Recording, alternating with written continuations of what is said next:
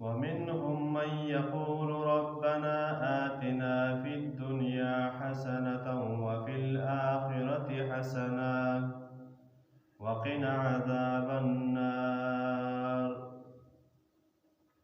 سورة بقرہ شروع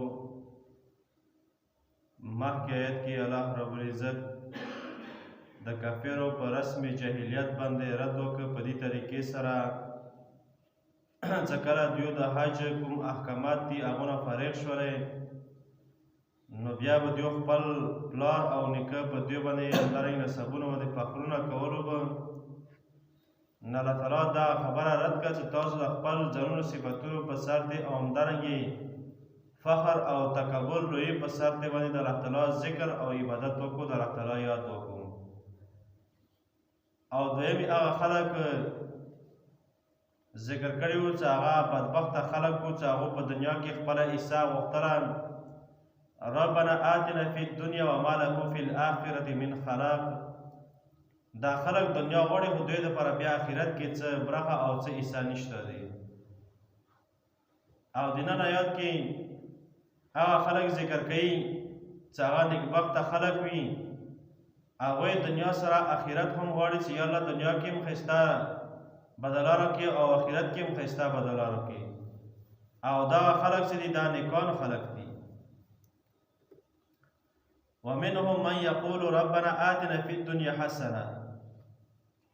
یا خو دینه مراد دا چې الحیات الحسنه په دنیا کې ښایسته ژوند یا شهادت او همدارنګې یا مغفرت لکه څرنګې عبدالله ابن عباس رضی الله تعالی عنه دا معنا کړي دي. یا نه مراد علم دی او یا عبادت دی لکه دا معنا حسن بصري رحمه الله کړي دي چې آتنا فی الدنیا حسنه وفی الآخرة حسنه. او یا دا مطلب دی چې الثواب والرزق الحرام. یا دینه مراد ثواب او همدارنګې حلال رزق او یا نیکه بیبي مراد دی.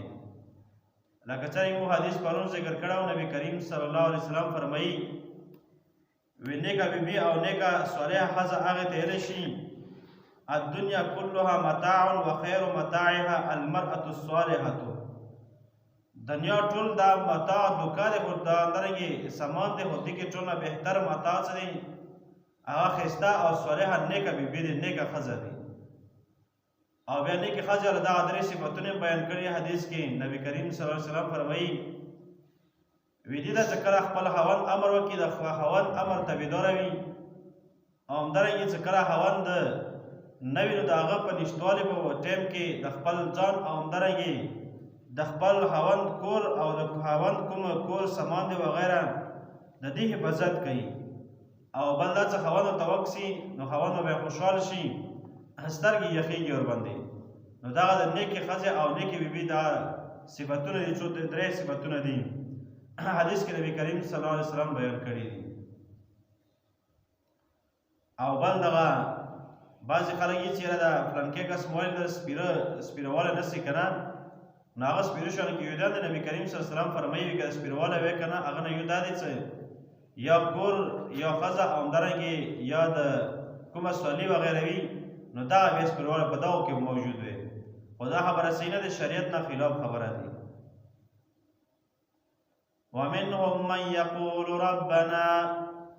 بعضې د خلکو نه یعنې ځینې د خلکو نه هغه څوک دي چې هغه دا خبره کوي ربنا آتنا فی الدنیا حسنه. ای ربا متراکې په دنیا کې بدله یا خوشحالي وفي الآخرة حسنه او آخرت کې نیکه بدله وقنا عذاب النار او بچ کې مو بچ وساتئ د عذاب د اور نه د جهنم نه. اولئک لهم نصیب مما کسبوا. دا کسان چې دي دوی دپاره حصه دی د هغه څه نه چې کوم دوی عملونه کړي وي. والله سریع الحساب.